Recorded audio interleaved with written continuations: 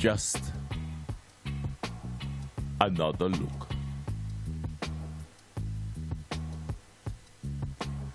Just Another Look is an innovative, exciting, albeit decidedly provocative and yes, certainly controversial, socio-political analysis of issues of a local, regional, and international nature. Just Another Look is heard only on Nice Radio. First aired on Saturdays at 6 p.m. with repeat broadcasts on Sundays at 9 p.m. You can catch us on the World Wide Web, www.niceradio.info, or you can check out our Just Another Look blog, www.justanotherlook.com. I am, of course, Keith Joseph.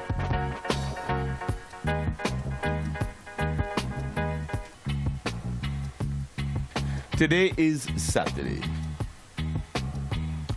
It is the 3rd day of March 2018. Welcome to another edition of your favorite program, Just Another Look.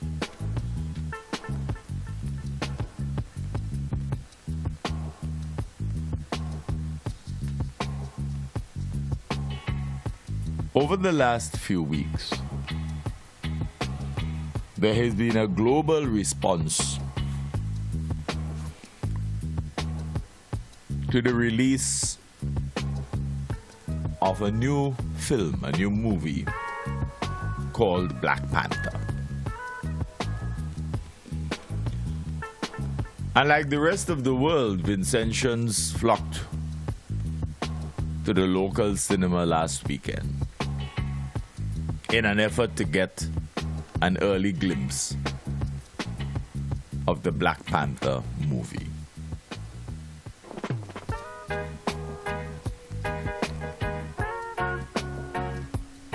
It must be interesting that so many people around the world have found it important to them and their children, their family and friends, to attend the showing of the Black Panther movie. Indeed, the Black Panther movie broke all pre-opening records.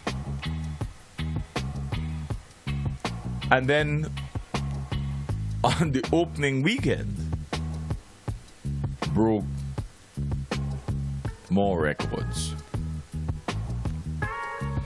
So why is it that of all movies all around the world, and that have been produced so often, so many times all over the place, this particular movie has come to be so popular?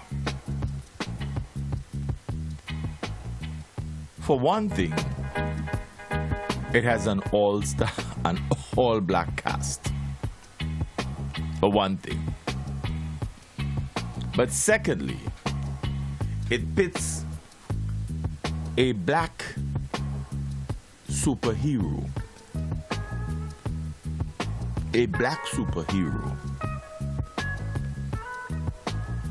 in roles that allow him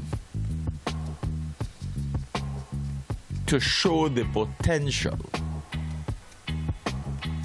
of blacks. You know, some years ago in his epic work Beyond the Boundary, renowned Caribbean historian, philosopher, political analyst, historian, C.L.R. James, literary figure, he spoke of the way in which cricket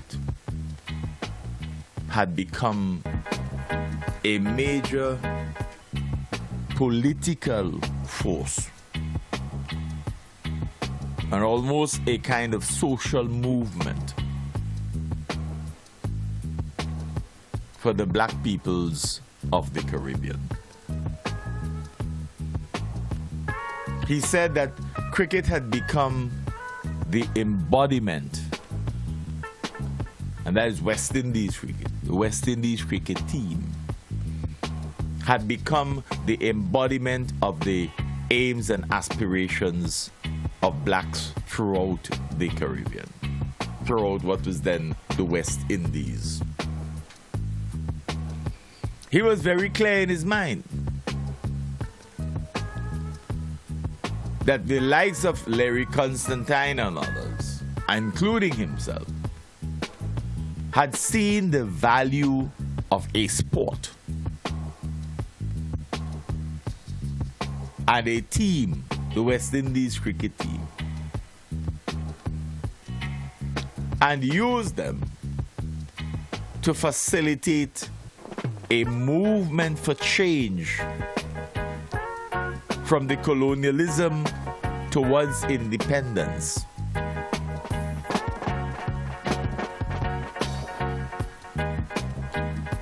And so they met in England, discussed it, had meetings, sensitized people in the diaspora, because so many West Indians had already moved to England in an effort to get jobs and make better of themselves. And to use that forum and to internationalize the cause of black West Indians and of the Caribbean, to move from colonialism to independence. And it is a sad thing that in today's West Indies cricket, many of our young cricketers have no interest in knowing about the history and the very rich legacy of West Indies cricket.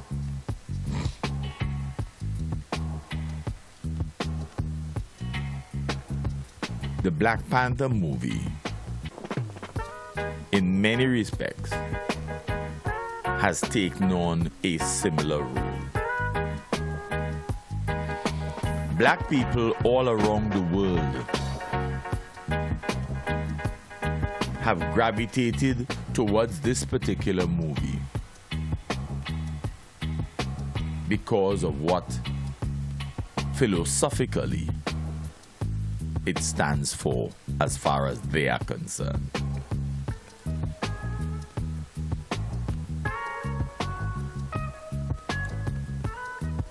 Many movies have for years developed, served up white heroes and heroines.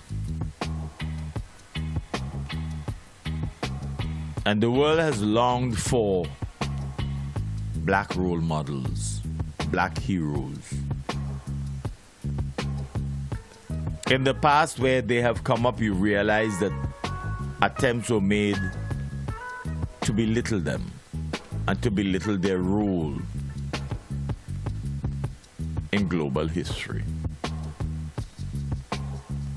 Despite the fact that in the United States of America, blacks were at the forefront of innovation. Despite the fact that W.E. Du Bois and others had shown the way in terms of a legitimate claim for recognition of black people as possessive of intelligence, that can match those of the people of the lighter hue. Little attempt was made really to locate them in the normal scheme of things in their respective societies. All over the world, that was the case. Because they saw us as forever colonized. They saw us as particularly inferior. And in the case of peoples in many quote-unquote third world countries, there may well still be a belief that we are incapable of taking care of ourselves, of building societies.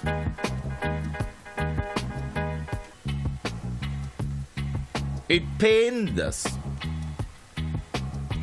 when we witnessed the kind of criticisms leveled at Barack Obama and a challenge to even his very birth in the Bertha discussion that took place in the United States. It hurt black people around the world to see that after all that Mandela had done, Jacob Zuma had to be called upon to demit office in South Africa.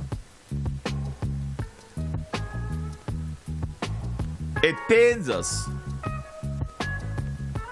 when black people have been given an opportunity to rise and show their potential, their tremendous capacity, equal to that of any other peoples in the world. And then someone comes along and spoils it all.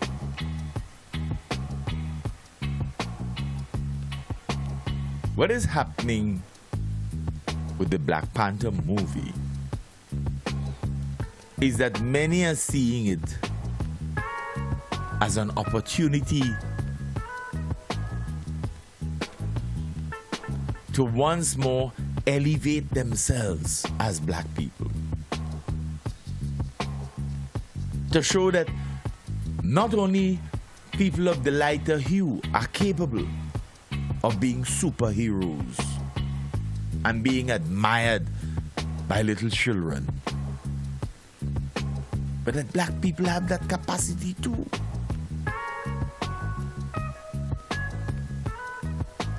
And so even the older black folks take a sense of pride and a delight in finally getting an opportunity to have a black person as a superhero.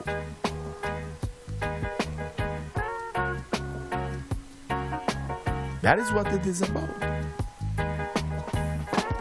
It is about a movie now taking on a totally different perspective from the vantage point of blacks everywhere. You may say, yes, it's just a movie. But what it has become for many black people around the world. What it has done. It gives them a sense of pride. And you see the reviews and you see the comments around the world, wherever black people live and move and have their being,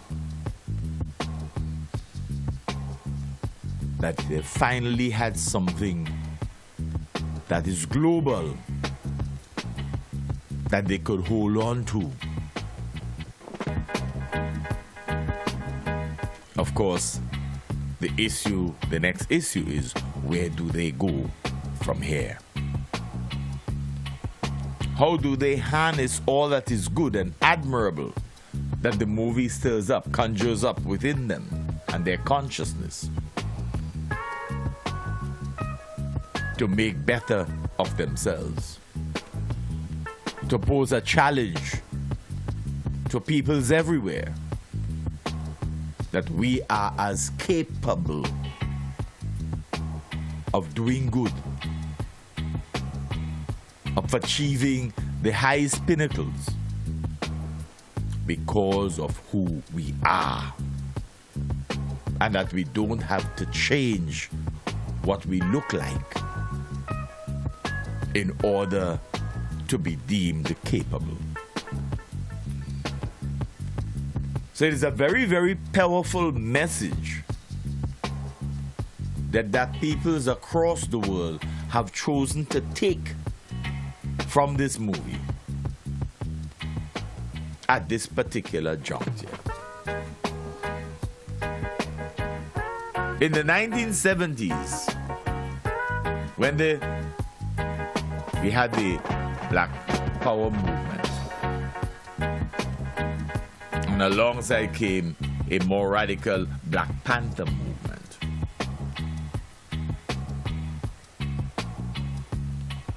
Many thought that it was just about merely making protests for protest's sake.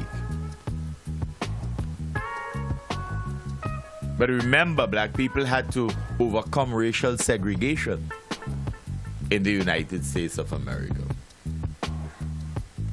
They had to overcome dealing with the Ku Klux Klan and believe that black did not need to exist or deserve to exist.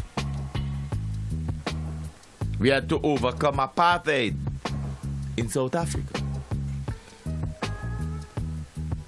racism in what was then Rhodesia,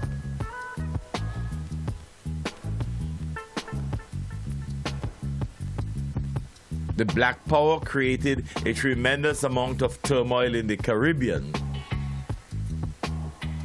because many young radicals felt it necessary to be able to stand up and show the rest of the region that being black did not mean a commitment to being poor, a commitment to being dependent, but rather to strive after the highest ideals and make use of all opportunities.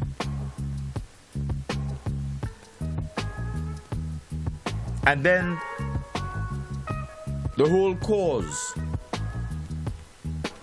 appeared to have been accommodated rather than respected. And within the last couple of years, there has been a resurgence of the same kinds of thinking and the same kinds of behavioral patterns that were associated with the period of segregation and apartheid and colonialism. And you recognize that in the United States we have heard of the Ku Klux Klan feeling a sense of justification for their existence in the recent past. That people are fearful that all of the gains of blacks over the last several decades may come to naught if black people across the world do not become cognizant of what others have done and the legacy that they have left for us. So the Black Panther movie is not just about blacks being heroes in a movie. It is what blacks have taken the concepts associated with movie to mean for them wherever they are. It had become something important for them. We must remember, that after Miguel Cervantes wrote Don Quixote, there were people in Spain who took his ideas on board, who took the concepts that he worked around on board enough to create a movement, the Quijotismos. An entire way of life, a subculture within Spanish society. Black people across the world are still, in many respects, not fully liberated. Remember that Bob Marley took the words of Haile Selassie and made it into one of his most popular songs, until the philosophy that holds one race superior and another inferior is discredited and abandoned, then there will always be some sort of conflict. There will always be some sort of war. And in many respects, what the Black Panther movie has become for black people around the world is a response to that kind of situation, of saying the time has come to allow black people the liberty to be who they are, to be able, uncritically, unfettered, to unleash their immense potential as fellow human beings with dignity, with pride, with capacity. Understand how it is possible for peoples around the world to take a simple movie,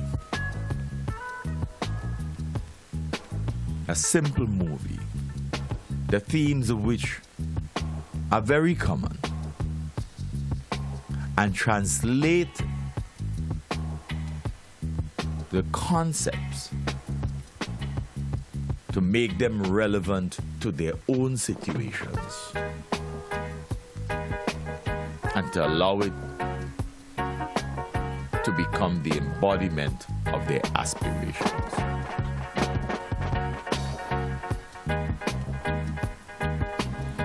The second issue we want to deal with in this program, dear friends, is to return to the matter of Camilo Gonzalez and Yogi Farrell.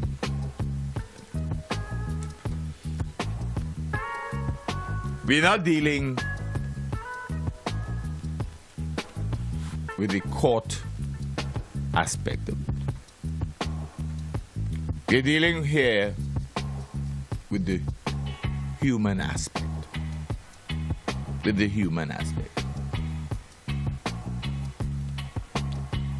Because we can talk ad infinitum about a quote-unquote dignified silence. We can talk about the seemingly foolish analogy of Camilo's silence being like the silence of Christ.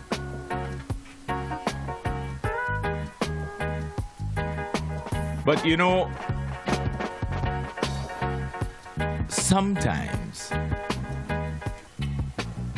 as we made mention in a previous program, Politicians seem to believe, in this Caribbean in particular, that they are little gods. And because they recognize the levels of literacy of their respective countries and the simple fate of so many of the populace, that they can make these quasi-religious statements in order, A, to attempt to convince many of the electorate that they are Christian, that they have faith, that they are religious oriented. B, that they know the Bible because they can quote the Bible. But remember, we were told in that same very Bible, even the devil quotes the scripture. And some of our politicians forget that. Even the devil quotes scripture. Remember the temptation of Christ? Huh? Remember the temptation of Christ? And you remember the response of a genuine Christian.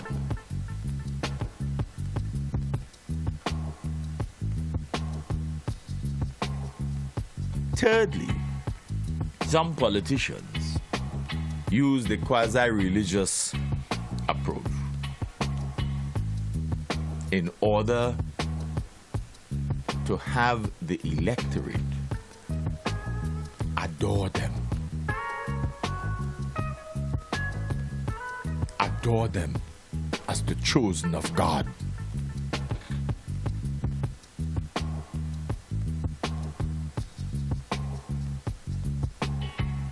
But we need to remember that Christ's silence at the time of his persecution, death, there was absolutely no doubt about his innocence. That was never in doubt. And one wonders whether when the individual sees the opportunity to make the claim that Camilo in his silence is like Christ, whether he was aware that Christ was innocent and that there is no comparison between the two. Because the desire to have Camilo become the next leader of the Unity Labour Party and perhaps the next prime minister of this country, that desire cannot be used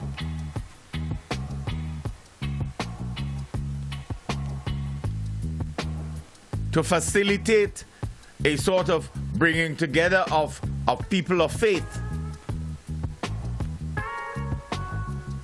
in a kind of suggestion that he too is a chosen of God. And that like God's own son, he is being accused innocently. And like God's own son, maintains a silence. How dare you make that comparison? How dare you? How dare you?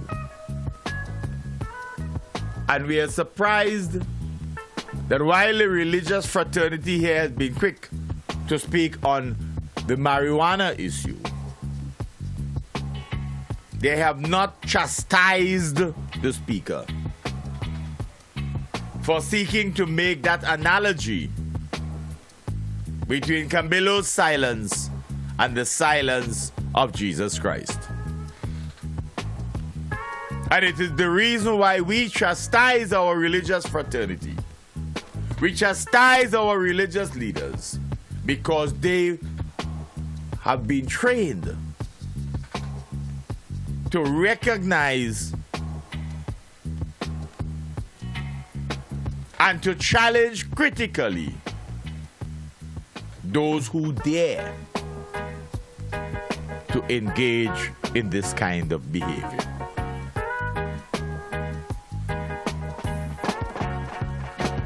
So while you are particularly concerned about the government's approach to marijuana, Yogi Farrell and her like are left to the wolves. And one wonders if some of our leaders remember the story of Mary Magdalene in the Bible.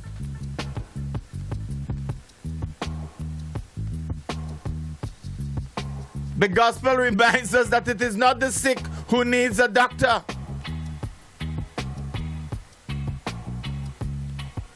So we ask ourselves whether our religious leaders have joined others in throwing Yogi Farrell under the bus, instead of reaching out and providing help. Have you condemned her? Have you judged her? Or have you stayed quiet as religious leaders on this matter? Have you stayed quiet because of fear of recrimination from the political authorities?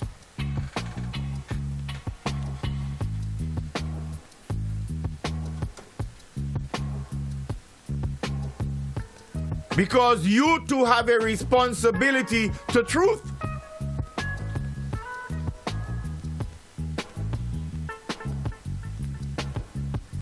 You heard the comments of the young men on Star FM. That is how they understood the situation. As far as they were concerned, yeah man, it's all right for somebody to have sex with somebody they deem to have a mental illness.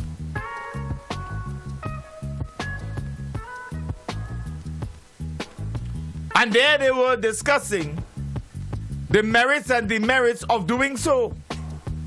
They didn't know the microphone was open, but what they said was instructive.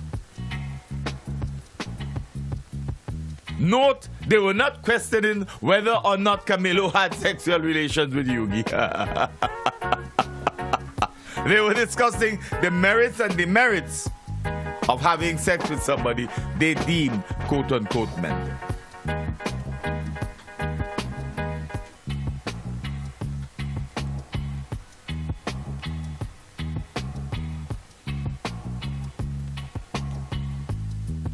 So, tongue knows the truth, you know, as do many people around this country. And the girls in Parliament are well aware of the truth.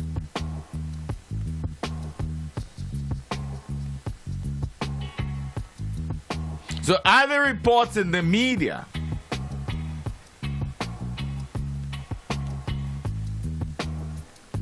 about a relationship having been in existence? Are the media reports false?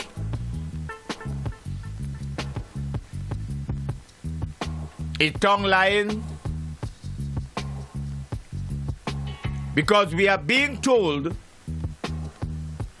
that all we are about is commerce, mischief, half-truths, lies, and innuendos.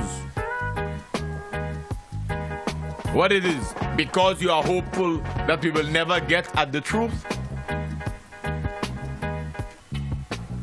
If you are so anxious to paint Camilo as being like Christ, then let Camilo come in public and declare his innocence. Let him come in public and declare that he had no sexual relations with Yogi Farrell.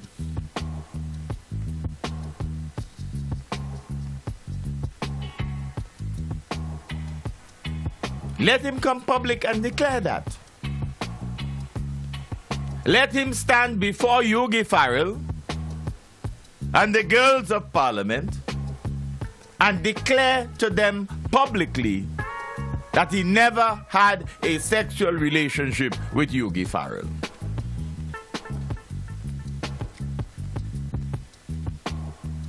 You see, because if you're so anxious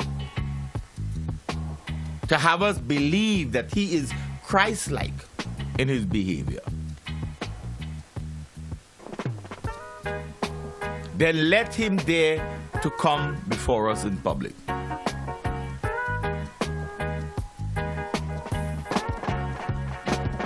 You see, around the world these days, you're recognizing that there is a penchant for disclosure. You recognize now that there is a Me Too movement that has gone beyond the United States. And we are somehow hopeful that in St. Vincent and the Grenadines, our young girls and women would understand the Me Too movement.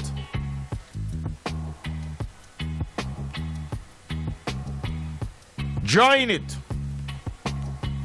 and declare publicly what has happened to them. You want disclosure? We could get disclosure.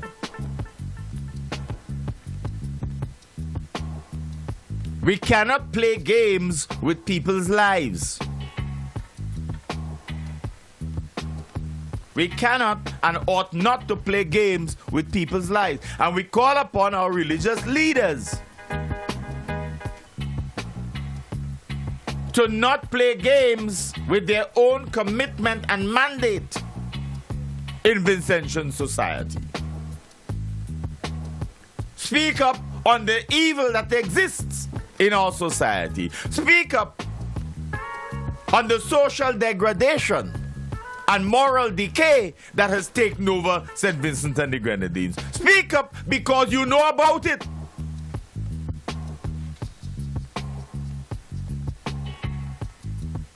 But are you too anxious to play a game that on one hand, when it suits you, you are prepared to make your commitment sound right.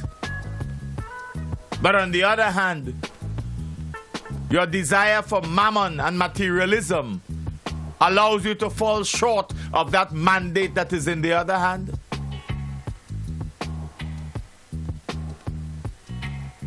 Are our religious leaders allowing themselves to be blinded by a desire for political acceptance? Is that where we are in today's Vincentian society?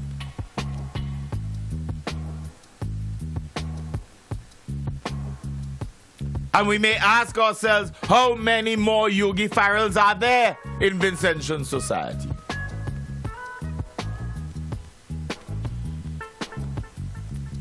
Why are we not anxious to get at the truth, the whole truth, and nothing but the truth?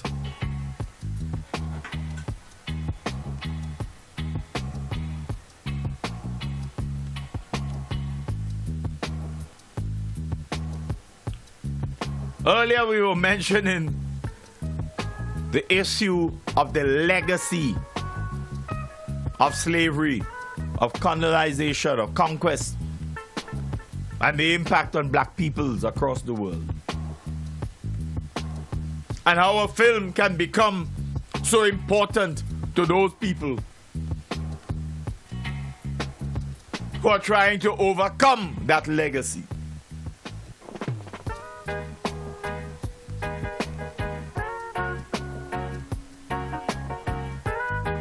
Our women are trying to overcome the legacy that we have created through the years of history. They want to let our menfolk know that they cannot continue and will not continue to become their sexual playthings.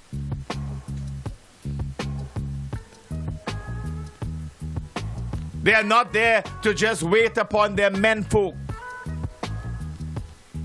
They have capacity, they have intellect.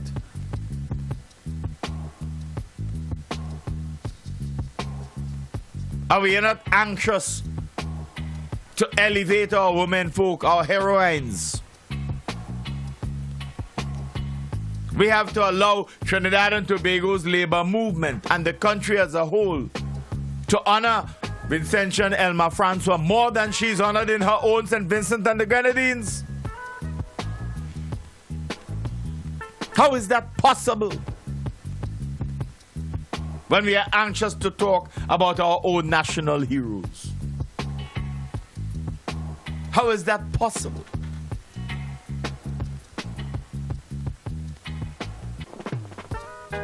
And we continue to watch in our society as our men continue to denigrate and degrade women and find it acceptable. Find it acceptable.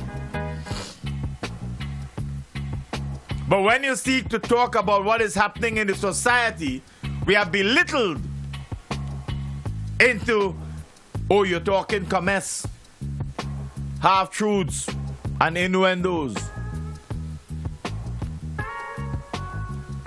It wasn't us who referred to Vincentians as minority wrongs, dishonest, and malignant. Lowest common denominator. It wasn't us that did that. But if that is your opinion of members of your own society, and you dare say that in public, God only knows what you may be thinking about so many of us. If all you can do is trivialize the authentic criticism of your actions, then woe betide us. If that is your legacy, woe betide us. But do not link your own analyses too quickly by comparing them with God and Christ. Leave it alone. Leave it alone. Because the truth is known by many people. And maybe that is disturbing to you. Maybe that is disturbing to you. That is why people continue to ask, if we want truth, then let us see what happens. Organize a state visit to Canada.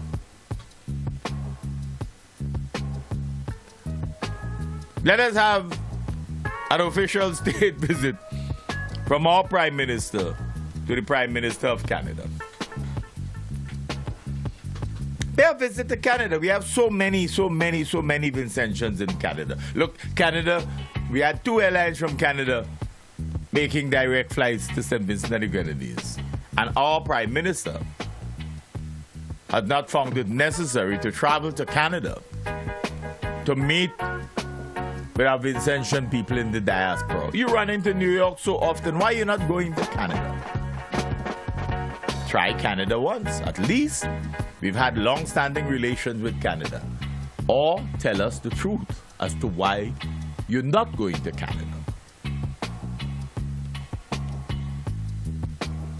Is that about commerce, half-truths, and innuendo? You're not visiting Canada except on that very first occasion. For all these years, and for all of the assistance that Canada has given to us in the past, you've not made an official visit since then.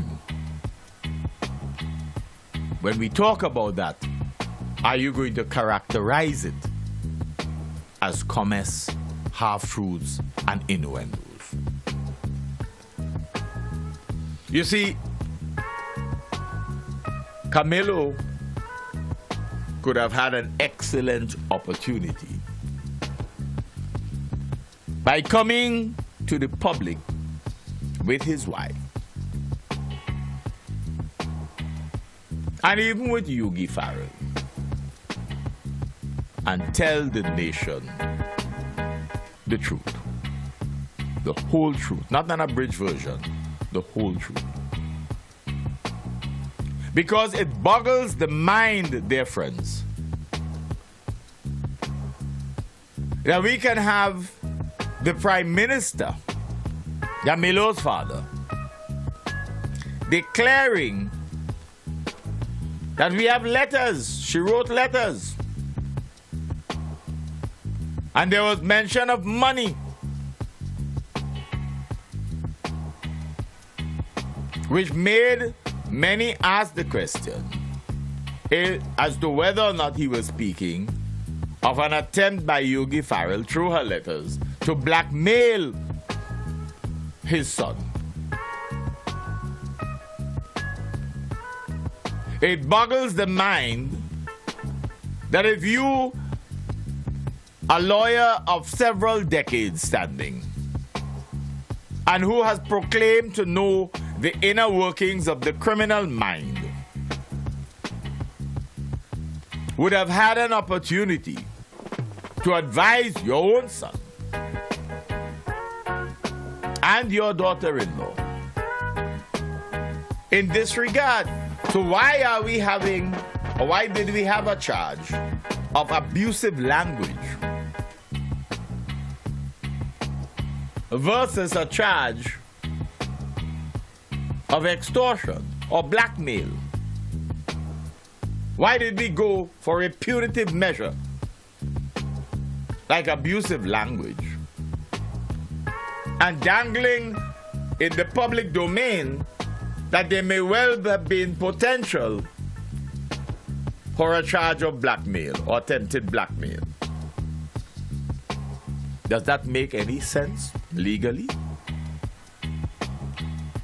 Or is it mere politicking? Is it mere politicking? To be quite honest, the matter of Yogi Farrell has been badly handled from the get-go. It has been badly handled.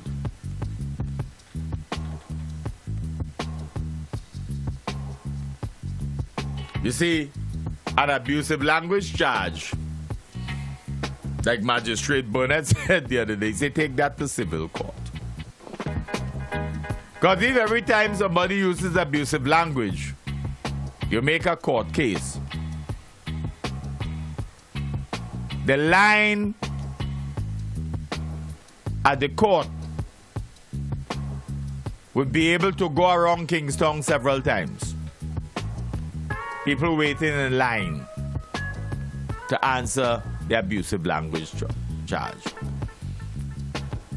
If you were incarcerating people in this country for abusive language, you might as well put bars all around Kingston. All around Kingston.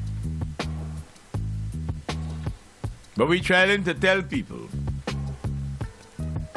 that we charge Yogi Farrell for abusive language. We say to you today, dear friends, that whole Yogi Farrell matter has been handled badly all around. All around. And we should take the lessons from it. But in the process, let us not look away from a profound desire to find the truth. That truth will emerge. And those who claim that it is about commerce, half-truths and innuendos will find it necessary to bury their heads in the sand. They will find it necessary to bury their heads in the sand. You see, we keep saying You can try to write your own history, but historians always write their version of your history. You cannot tell them how to write it. They write it as they see it, not through your eyes. The other issue you want to deal with, dear friends, is the police and the government in St. Vincent and the Grenadines, particularly under the ULP. On the 12th of September 2015, the 12th of September 2015, Eyewitness News carried a headline that read, and we quote, "Cops who suck up to politicians are like razor blades." End of quote.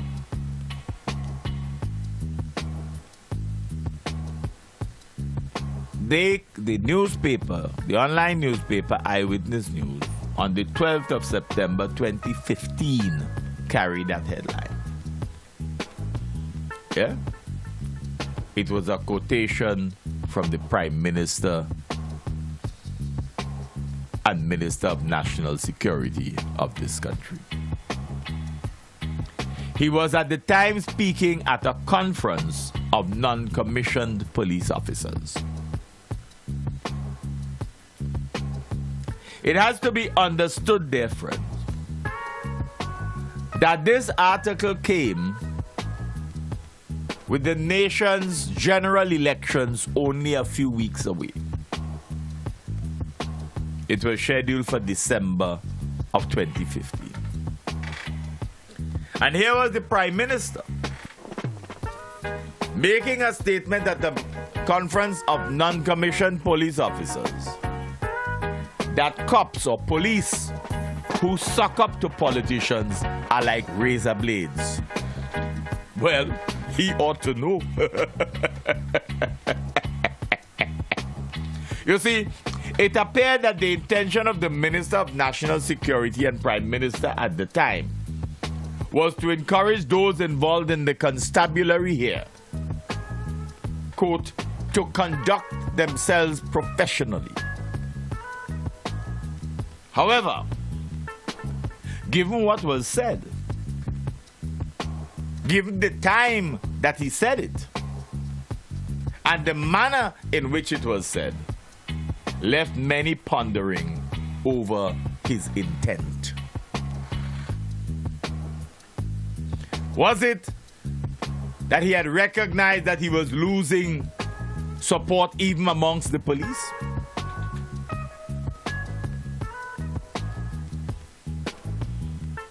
Was it that?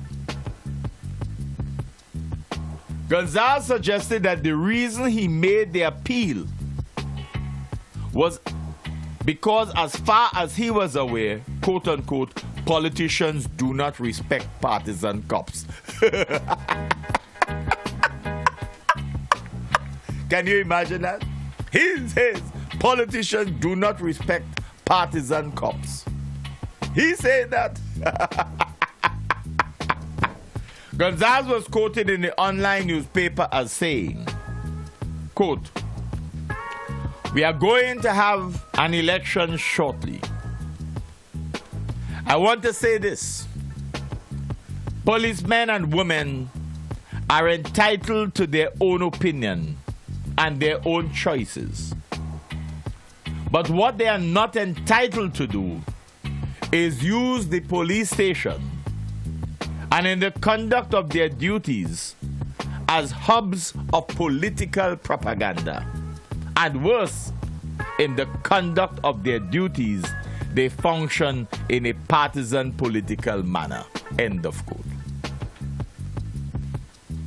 Theoretically, he's correct.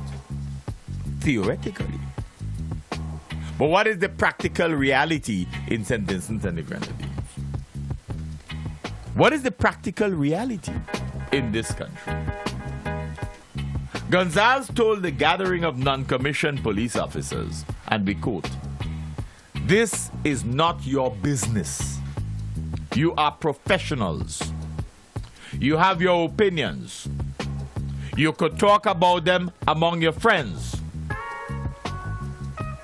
You are going on Facebook, be circumspect. You are going on social media, be circumspect. And don't make it the be-all and end-all.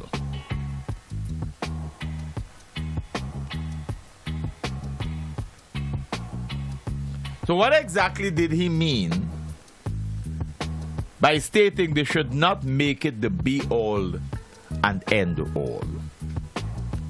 Was he speaking about cases he knew? Was he referring to experiences under previous regimes here or elsewhere? More importantly, was he referring to experiences vis-a-vis his own political party and his own government? You see, Gonzalez was further quoted as saying,